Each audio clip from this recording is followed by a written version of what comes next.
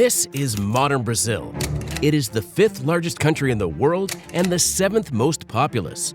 At the end of the 19th century, many consider Brazil to be the country of the future. In the 1970s, people talked about Brazil's future greatness. And in 2001, experts predicted that Brazil's economy would grow rapidly, like China's.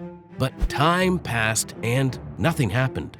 So why does Brazil always remain a country of the future and this future never comes? Today, in 10 minutes, I will tell you why Brazil has been growing but eventually falling again, how 2 economic miracles ended in failure, and how Brazil has been constantly trying to create something great, but something has always gone wrong. And most importantly, I'll talk about the reasons why the country is prevented from becoming a superpower. Hello, this is the backside of Brazil, which is not described in any travel guide. Let's go!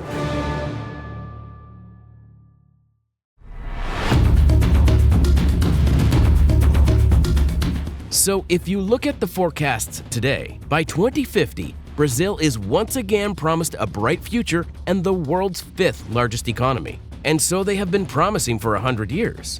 But in fact, Brazil's starting position is simply excellent. Let's just say they are no worse than the United States. Brazil, like the United States, has great resources, a large population, and a favorable geographic location. But if we compare the economies of these 2 countries, we can see a significant difference. And if you look at GDP per capita, Brazil is ranked 110th in the world. At the same time, 23 million people live below the poverty line, and 19 million are constantly hungry. So what went wrong? To understand this, we need to understand what has been happening to Brazil all this time. Let's rewind the guide a few pages. Brazil's independence was declared in 1822, and a large number of rich immigrants began to come to the country because of the very cheap labor. For the most part, everyone is engaged in agriculture and nothing much happens. But here in Brazil, they find rubber. What do you think? Rubber? And what's the big deal? The fact is that rubber can be used to make elastics, and at that time it was a very profitable commodity in the world. And Brazil began to actively sell it, and in 1880, Brazil became the world's main supplier of rubber. Add to that coffee, where Brazil is also a world leader, and you get a huge flow of money into the country. But there is one problem. This huge money is not invested anywhere, neither in production nor in technology. It would be very logical to build a rubber factory, but not in the case of Brazil. The result is a resource-based economy, when the country's economy is completely dependent on the sale of one resource. Doesn't it remind you of anything? That's exactly how the economies of Saudi Arabia, Qatar, and the United Arab Emirates are operating today. Only they have oil instead of rubber. And problems begin when this resource suddenly stops being bought. This is exactly what happened to Brazil. Rubber is no longer bought, and the era of wealth is rapidly passing. What is this historical reference to? The point is that in 150 years, almost nothing has changed in Brazil's approach to the economy. It remains a resource-based economy, only now they sell iron ore, oil, sugar, coffee, and soybeans. And let me remind you that Brazil has no less resources than the United States. But still, there were periods in Brazil when many people talked about the Brazilian economic miracle, and it seemed that there would be rapid growth. But in the end, nothing happened. Let's continue flipping through our guide. But first, be sure to subscribe to the channel so you don't miss interesting stories about other countries.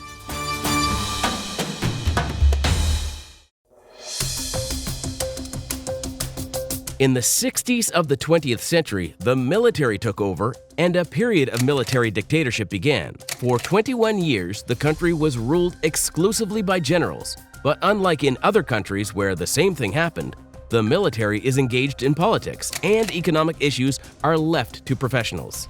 And this yielded results at the very beginning. From 1968 to 1973, the economy grew by 10% per year. A construction boom began in Brazil. Factories, roads, and hydroelectric power plants are being built there. A little earlier, the new capital of Brazil, Brasilia, was built from scratch, and it took 4 years and 60,000 people to build it. And it is becoming an almost ideal state for businessmen from different countries. Investments from American and Western companies are flying into the country. Over the next 20 years, more will be invested in Brazil than in South Korea or Japan. Love it or leave it was the country's slogan during the military dictatorship, and everything seemed to be going well. This was the future everyone was talking about. But this whole scheme had its drawbacks. First, all the changes were mostly aimed at the rich class. The rich were getting richer, while the poor were getting poorer. In search of work, they left the villages for the cities, which began to grow into favelas. We've seen this somewhere before, right? That's right, in Iran. You can watch the video on my channel. And secondly, this construction boom needed money, and the government is not afraid to take loans. As a result, by the early 80s, Brazil had the largest debt in the world, $92 billion, and the miracle ends in collapse. In 2003, a new attempt. The new president, Lula da Silva, borrowed China's economic model and began to implement it in Brazil. The country began to build industry, export a large amount of resources and cheap labor. Within a decade, investments began to flow into Brazil, and the country enjoyed a favorable economy with a growth rate of 5% from 2002 to 2012. This process looked like another economic miracle.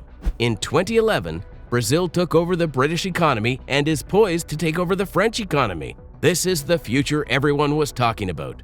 But in 2016, a few weeks before the opening of the Olympic Games in Brazil, Rio de Janeiro announces a state of financial disaster. The city ran out of money and had nothing to pay either the police or firefighters who were supposed to ensure the holding of these very Olympic Games. So what happened this time? The fact is that the economy was successful because of two things: the export of sugar and soybeans, and the inflow of foreign capital.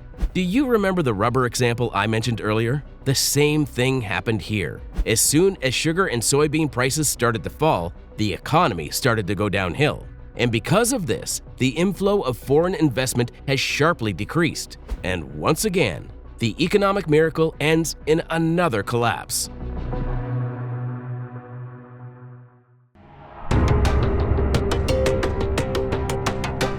If you look at the country's GDP today, you can see the ups and downs. At the same time, 20% of Brazil's population lives on less than $5 a day. There are 26 homeless people per 10,000 Brazilians, and 10 years ago, this figure was 8. So what prevents Brazil from developing? We have already talked about the consequences of the raw material economy. First there was rubber, then sugar and soybeans, and none of it worked. Another favorable factor that had a positive impact on the country's economy was cheap labor. But in the 2000s, as the economy grew, incomes began to rise and cheap labor was no longer cheap. Developed countries have long since passed the stage of cheap labor. They have shown that the only way out in this case is innovation. This requires developing education, social funds, and business insurance. And in Brazil, to put it mildly, everything is bad. Let's take education, for example. 6.8% of children under 15 can neither read nor write. 40% do not have primary education, and only 25% of people have higher education. In Brazil, schools are divided by race and social status. If a child comes from a wealthy family, he or she is sent to prestigious private schools, where he or she will be prepared to take up prestigious government positions in the future. Poor children study in mediocre educational institutions where the number of school days is reduced. Their only goal is to prepare the same cheap labor force. An even bigger problem for Brazil is social inequality. Brazil is the only country in the world with the most unfair income distribution. What does this mean? It means that the rich have everything and the poor have nothing at all. Brazil is a champion in this. Here is another stunning fact. Only 1% of Brazilian people control 50% of the land. The south of the country is much more developed than the north. And it's impossible to mention the favelas. Cities within cities without government, services, and police. They appeared there because the country experienced a population boom in the 20th century. The population grew 10 times, from 18 million to 170 million. The favelas are ruled by armed gangs of drug traffickers. The police are making great efforts to restore order there. And in this situation, the only working social elevator is football. It is the most accessible sport for all segments of the population. And if you are lucky, you can become a new Neymar or Vinicius in the future. All these problems I mentioned can be solved with the right management and reforms. But there is one more problem that cannot be solved. This is the problem of geography. A large area of Brazil is covered by the vast Amazon rainforest. It is impossible to do business or build infrastructure in these forests.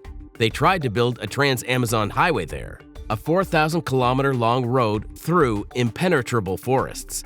The project became one of the most expensive and ambitious in the country's history, but it never came to fruition. So far, only a third of the highway has been paved. The rest of Brazil is occupied by the Brazilian plateau. Most of the resources are extracted there, and all this is divided by steep mountains and rocks, where it is very difficult to build infrastructure. And because of this, 95% of the population lives on a narrow coastal strip. Because of this geography, logistics is very complicated. This makes the final price of goods higher than in other countries. Plus, add to all of this a lot of corruption. In 2014, Brazil was rocked by a major corruption scandal known as Operation Car Wash. It all started as a small money laundering investigation, but in the end, a gigantic corruption scheme was uncovered in which Brazilian congressmen, senators, and ministers siphoned off huge amounts of money from state-owned companies. Well, Brazil today really has huge potential to be on par with the economies of China or the United States. But the lack of innovation, the resource-based economy, the problem of social inequality, and widespread corruption still prevent Brazil from breaking out. And if these problems are not overcome, Brazil will remain the country of the future forever. Thank you for watching, and please press the like button if you enjoyed this video. See you later. Bye-bye.